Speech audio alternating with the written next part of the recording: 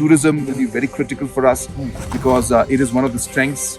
And seeing the overall situation in the country, tourism can be one of the big boosts for this region.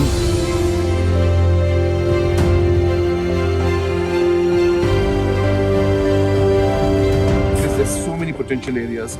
How could the Northeast work in a concerted way to pull the tourists who were outbound and going to the rest of the world?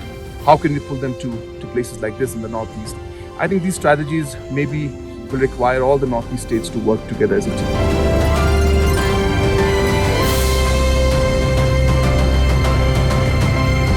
Ada ite hunksiat, ting ada badi dukan, jelas di store, ang teh ani rasional ni, dia dukan tala news nam, ada kebabelam apa ite, nak tagada long ayu, hadian bangla, hadian jong tuka lockdown, no, nggak semcing bahagi kam kejam sini, denre hadian pada ba layu, mo kat kejing pentip nak keyboard jong soka nak